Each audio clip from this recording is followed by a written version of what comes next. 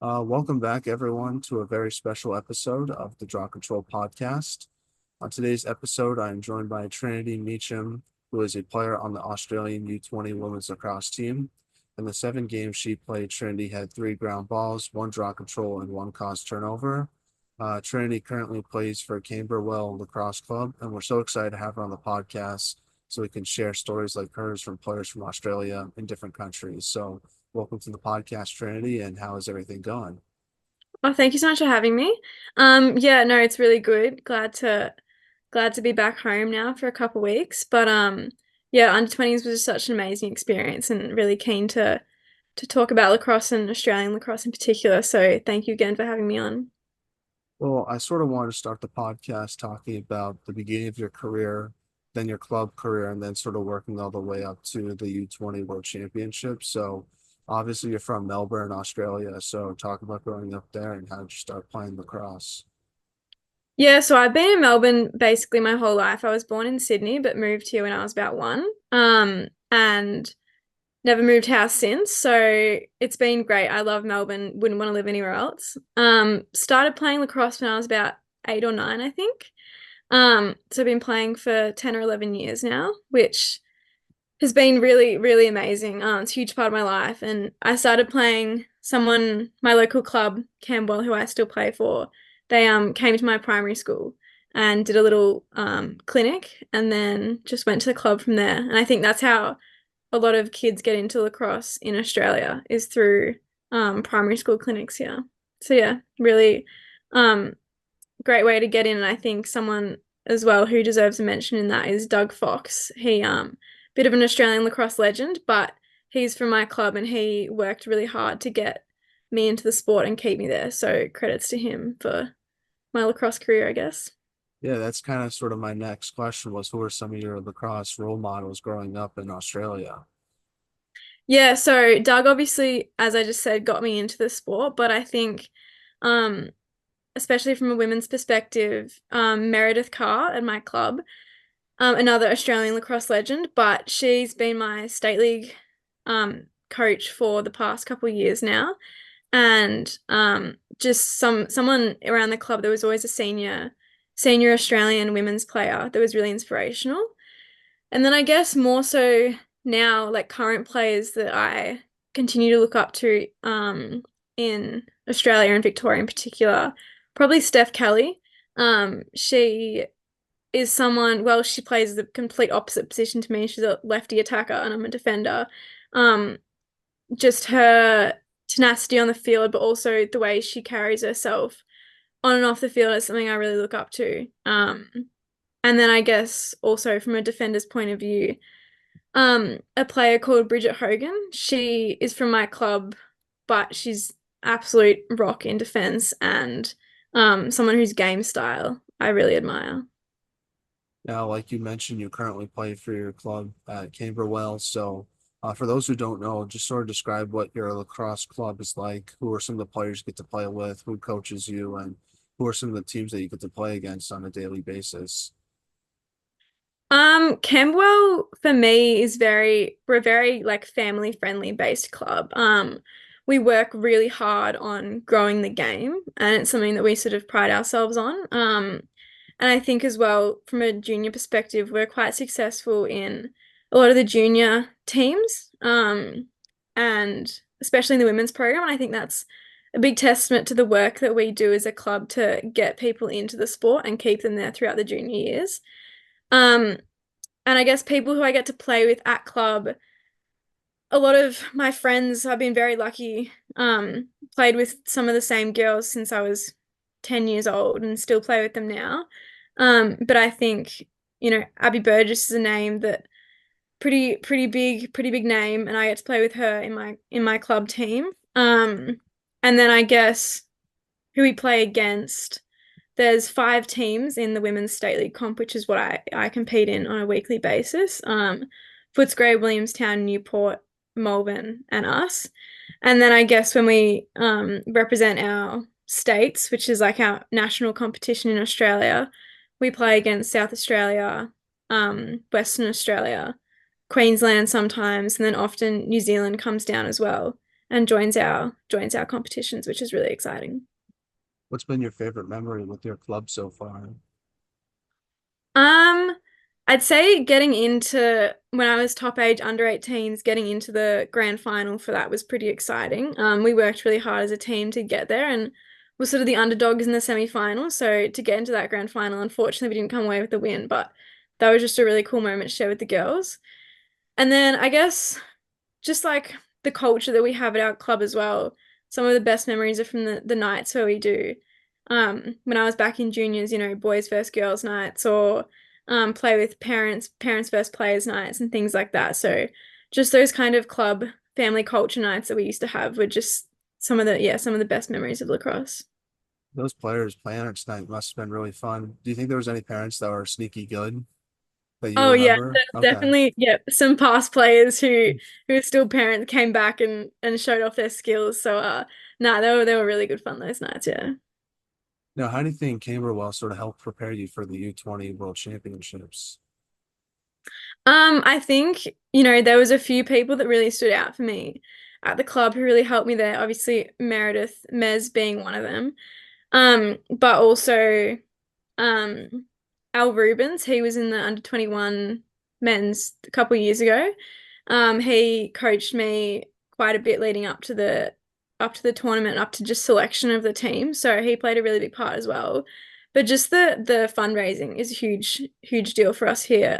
We pay our way to go to the World Cup, so it's a pretty big burden, financial burden, and the club really worked hard to put together um, fundraising money for us and special nights for us and everything like that. So the club, along with a few individuals, Ben Richards as well is another name I need to mention. He was an incredible support to me. So there's definitely individuals, but also just a really big club effort to get us Aussie girls over there. So let's transition now and talk about the U20 World Championships. So I'm curious, how does the selection process work for Team Australia? And where were you when you found out you were going to Hong Kong? So the selection process for us is usually a lot longer, but because of COVID and the delay and everything, it was only a year process for us. So we had 6 months of trials and then 6 months of once you got selected in the team. And we train in our individual states and then we come together for camps and train all together as a team quite a few times before the team's selected and then quite a few times before we go over. Um, and then, yeah, we were really lucky that we went to Japan a week before Hong Kong. So we had a bit of a preparation in Japan for a week, played a couple Japanese teams and kind of bonded as a team. So that was really great. Um, and then I guess when I found out, I knew the call was coming. We had the time that it was going to be coming in. So I was sitting there staring at my phone, sitting on my bed down at my beach house, and I think my whole family was standing at the door because I told them they couldn't talk. So they were standing there watching. But yeah, it was truly an unforgettable feeling just having that call and being told you got to achieve your dream. So yeah, it was pretty amazing. Now, I know your team, like you mentioned, got to go to Japan a week prior before. So I just want to ask, what was your experience like in Hong Kong and Japan off the field, especially going to a different country? For the first time, I assume that must have been really cool to sort of have that experience as well. Yeah, it was really amazing. I loved the Japanese culture, especially. That was really something I've wanted to do for a while. I'm pretty lucky. I've been traveling a little bit. I've been to Vietnam before as well. So I've been in parts of Asia before. So wasn't completely foreign, but yeah, just the Japanese culture was really beautiful. So we felt very privileged to be able to experience that. I think experience in Hong Kong, there was definitely ups and downs, as with any kind of World Cup intensive tournament. But, the girls just the best girls I could ever ask for in that team. Like it was genuinely like a family.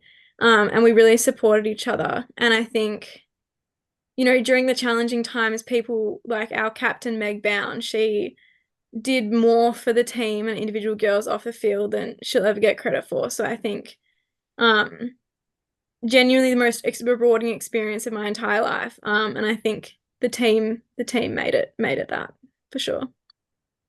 Now, from your perspective, what was like the biggest thing you got better at lacrosse wise throughout the tournament?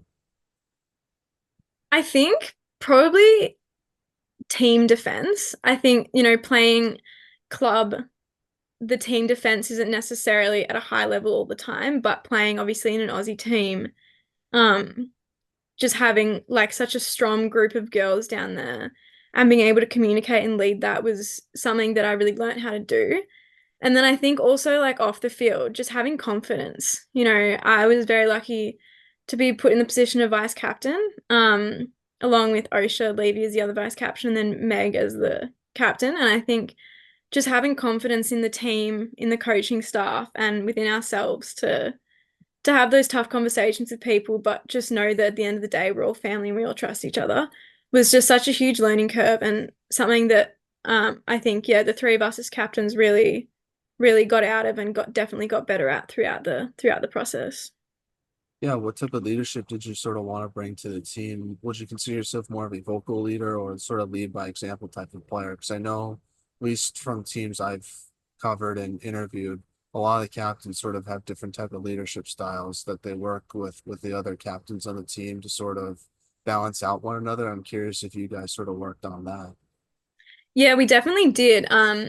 Meg being our head captain, Meg and I, she's from Victoria as well, so we've known each other for quite a while. But Osha coming in with just that level of experience at college and her lead by example on the field, she could really put the team on her back kind of thing. And I think Meg could do the same thing. And then I guess for me, I had a pretty big role in leading the defense. Not really the attack, didn't really get down there.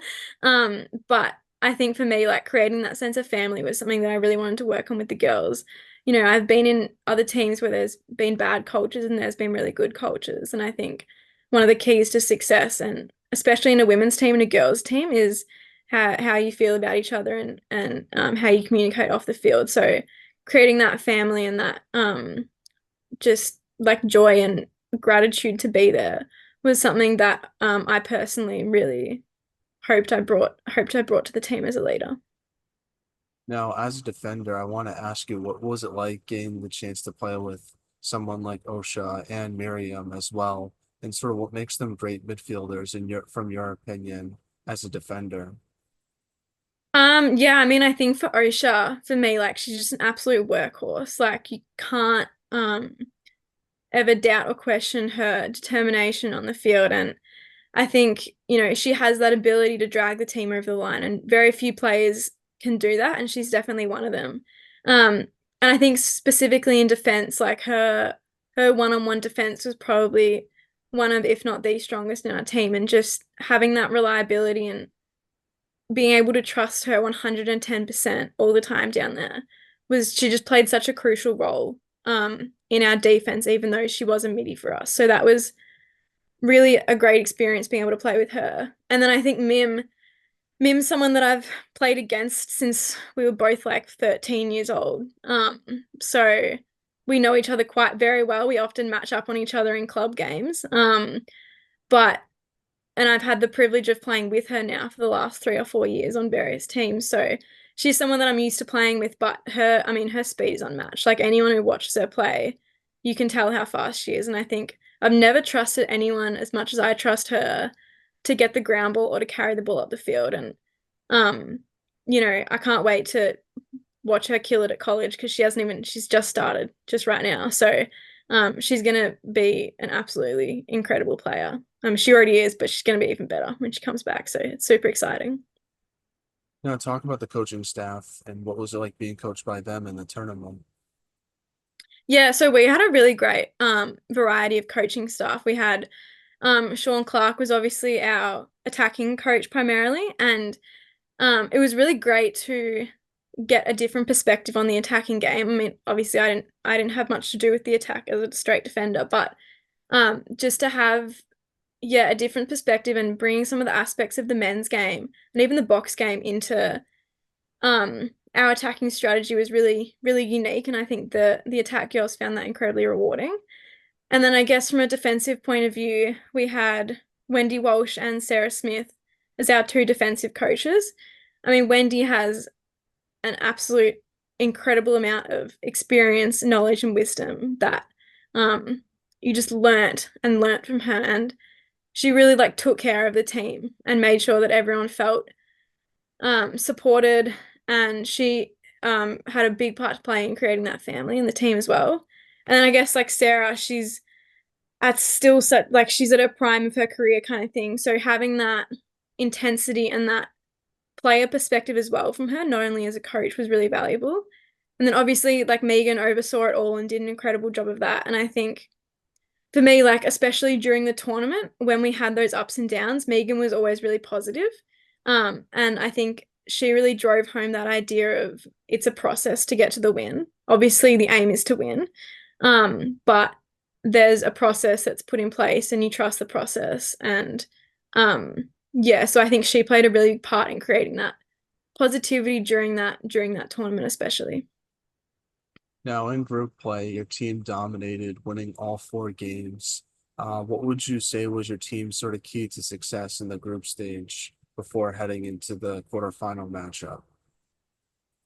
I think like as I said, we were in Japan and we got lucky and yet unlucky. It was incredibly hot in Japan, even hotter than Hong Kong. And I think for us, we played one or two games there that were probably the most physically grueling games of lacrosse any of us have ever played, just because of the heat. It was almost unbearable. So that, whilst it was incredibly hard, also really helped us in those first couple of games of Hong Kong because it felt almost cooler there. So where other teams were possibly struggling with the heat a lot or getting acclimatized, we were already there. So that really helped us, I think. And then also just like the depth that we had in our team, we all trusted each other 110%, that we knew no matter who was on that field, they would be putting in 100% effort. So I think that really allowed us to mix things up in those pool games, rest people if we needed, but also change up lineups, see different combinations, and really keep our opponents on their toes a little bit.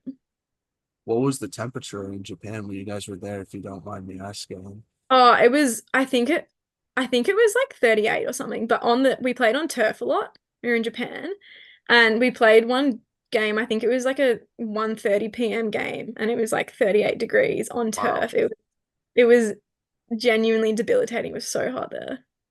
For all the Americans listening to this, that's 100 degrees Fahrenheit, but very hot. Just for that, especially in turf too. I can't imagine what Yeah. that's like. Um, so that's good. That's good that you guys got that experience to sort of Yeah. acclimatize yourself. Now, next game you guys played is you guys played Wales in the quarterfinals, which was a really solid game, sort of back and forth between both of your teams. Talk about that game from your perspective and what you took away from it, that victory. I mean, unfortunately, I was really sick, so I didn't actually play that game. I got really bad food poisoning and had a fever and everything. So I got a bit unlucky I didn't get to play that game. But I think for the girls, it was a game that obviously our first game out of pool play, and it was kind of something we needed to prove to ourselves that we could come away with a solid win. And also do it strategically as well. Obviously, we don't want to run certain people into the ground, for that game and then not be prepared for the next game. So I think it was a really good opportunity for us to prove to ourselves that, we weren't just the best in our pool, we could also beat other people. And yeah, another chance to play another great country. So I think the girls did really well. As I said, unfortunately, I wasn't there for that one, but um, yeah, the girls really, really made a statement with that game. Now, in the semifinal and bronze medal games, your team lost to Team USA and Japan. Even though those games didn't go your team's way, what was it like getting to compete for a medal, firstly, and also playing against a good USA team as well?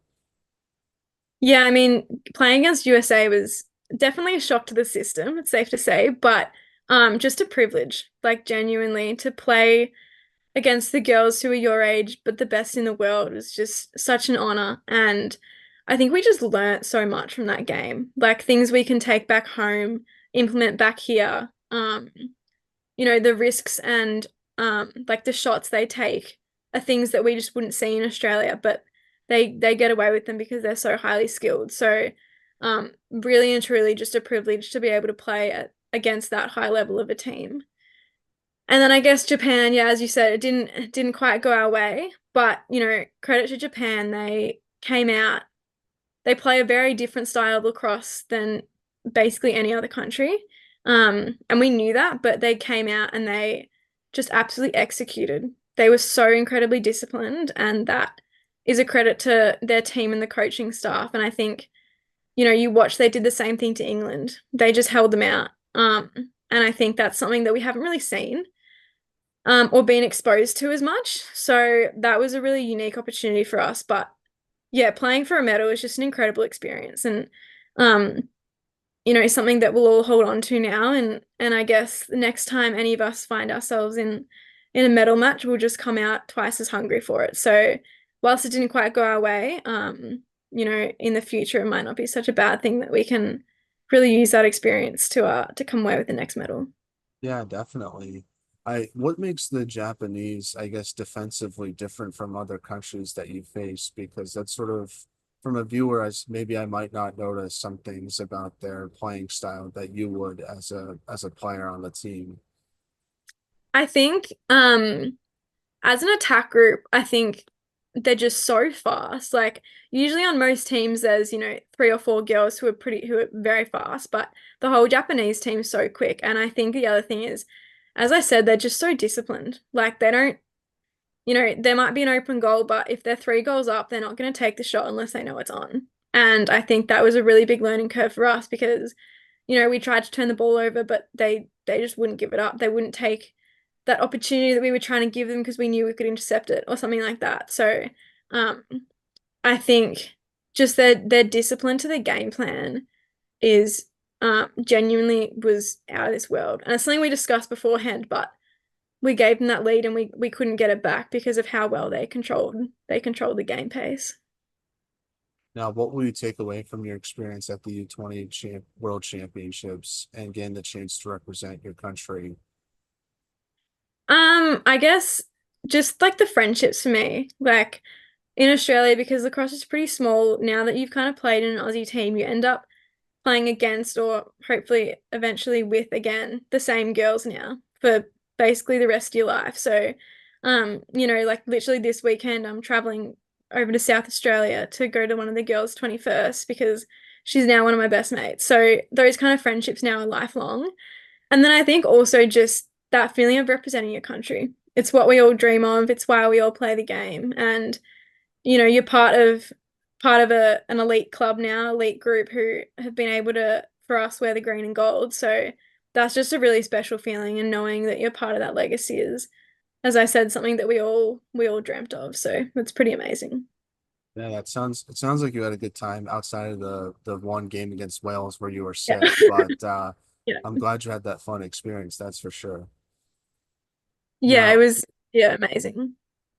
so now we're in a segment I like to call the non-lacrosse segment, where I ask you some non-lacrosse questions to get to know you more off the field.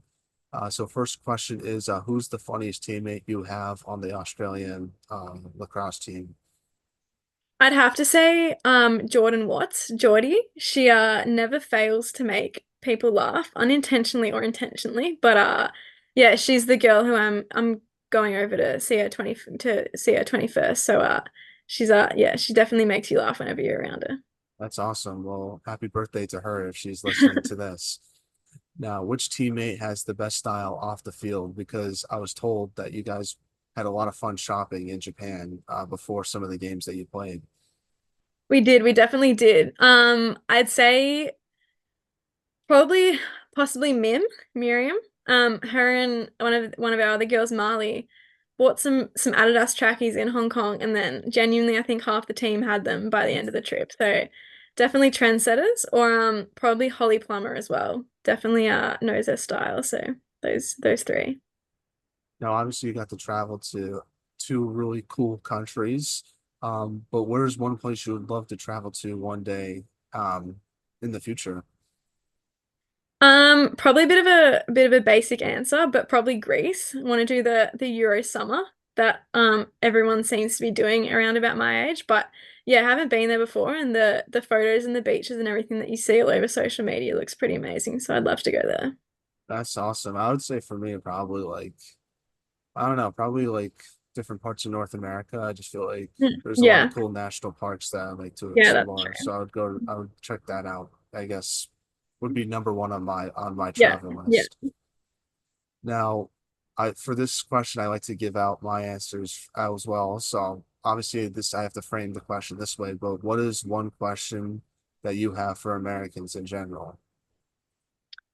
Okay, I think for me, bit of a random question, but for high school kids, is high school really like how they portray it in movies? Because for us in Australia, high school is very different. So I'm always curious if it's actually like what movies make it seem like. I guess some parts are similar to what movies are like, but also some parts are very stereotypical. Yeah. Like, there's certain cliques that happen in high schools. Mm, I feel like that happens. I would imagine that happens in high schools in probably other everywhere. countries Yeah. as well. But like, I wouldn't say there's like, like this most popular kids, like the star football player, Yeah. stuff like Yeah. that. So I guess there's certain parts that are pretty accurate, but there's other parts that aren't as accurate. I think it depends Yeah. on where you live that makes it Yeah. different because obviously Americans from the West Coast are a lot different than Americans from the East Coast or the South or Yeah. Midwest and stuff like that. So it really Sure. depends on where you live. But I'd say it's somewhat accurate, but also somewhat fantasized as well, I guess is the Okay. best way to describe it. Interesting. I guess my question to you is what is one Australian cuisine that's your favorite that you can't get anywhere else? Probably, I don't really know if it's a cuisine, but over here we have a hardware store called Bunnings. And you go and get a Bunnings snag, which is like a sausage in bread. And it's a Australian cultural tradition. I don't know why they're so good, but if you ever come to Australia, go get a Bunnings snag because it's a thing over here. I don't know why, don't know where it started, but they're good. That's awesome. That's awesome. The only Australian cuisine I'm aware of is sort of that like condiment that is put on different stuff. I remember seeing something with Hugh Jackman and he was like showing it off on like a talk show. It's called like General Might. I feel like I probably messed the name Oh, up. like Vegemite? Yes, yes, that's the Yeah, name of it. yeah, And apparently yeah, it's really Vegemite. good. Yeah, well, most people who aren't from Australia don't like it. It's a bit of an acquired taste, to be honest with you. But yeah, Vegemite and butter on toast is something you should try for sure. Now, what is your favorite part of Australia? I think for me, probably AFL, which for us, Australian Football League. It's only played in Australia, obviously, but it's basically our national sport here. It's just such an amazing game, and everyone grows up playing it at some point. And it's just like the huge part of our culture here. Everyone barracks for a team, the whole country follows it. So just the rivalries and the mateship that it creates, it's just such an exciting game, and I love it. Who was your favorite team that you root for? I go for Carlton, which unfortunately we just lost the finals, like one of our finals games. So we just got kicked out. And if there's any Australians watching this, they'll know that being a Carlton supporter is a bit of a roller coaster, unfortunately. Haven't witnessed a grand final yet, but we'll get there eventually. I believe in your team. That's all I Thank can say you. about that. I don't know anything Thank you. about that. So, um, one last question on the cross question is if you could have lunch with anyone in the world, who would it be and why? Probably, I think, a bit random, but Serena Williams. I just think she's just such an inspiration to be able to play at her level of such a high level of her sport and just dominate the women's field of tennis, which doesn't happen as much as it does in the men's. And I just think it'd be just so interesting to sit down with her and talk about her career and how she, went away, had kids and came back and still managed to dominate. So probably definitely her. Now, I normally give out the same answer every time I ask this question, so I decided to challenge myself, and I have to pick someone from Australia to Oh, be my. interesting. So I'm saying Steve Irwin. I feel like it would be cool to have had lunch Yeah, with him. He seems like a very nice man, so I'll go with yeah. him. Very, very good answer. Australian legend. So good answer there. Now, getting back to some of the cross questions. Now, I guess the last one I have for you, Trinity, is what should be done to help continue to grow women's lacrosse in Australia? I guess like obviously funding for us is a huge thing. We pay our way to or World Cups and even just national championships here. So it limits people who can try out and it limits coaches as well because coaches have to pay. So funding here. But I think also getting exposure to overseas coaches. You know, we had Ali Mastrioni came out here earlier in the year, and the amount that we learned from her from just a 45-minute session was absolutely insane. So just people coming out and exposing us to different perspectives, different styles of coaching would grow the game an absolute like a ridiculous amount. It would be life changing out here. Now, do you have any shout outs you want to give? And who from your team should we have on the podcast next? Well, my shout out is to our beloved captain, Meg Bound. She is an absolute overachiever and she is about to leave tomorrow to go represent Australia in the World Box Championship. So she's done one tournament after the next. So shout out to her and good luck. And I think someone who you should have on the podcast is probably Jordan Watts. She won our World Lacrosse Heart and Spirit Award for our team. And I think she just embodies what it means to be an Australian lacrosse player. So I think it'd be great to hear from her. We'll definitely reach out and see what she has to say. But Trinity, I just want to say thank you so much for coming on. It was great getting the chance to learn more about you and Australia, and have a great rest of your day. Thank you. Thank you for having me.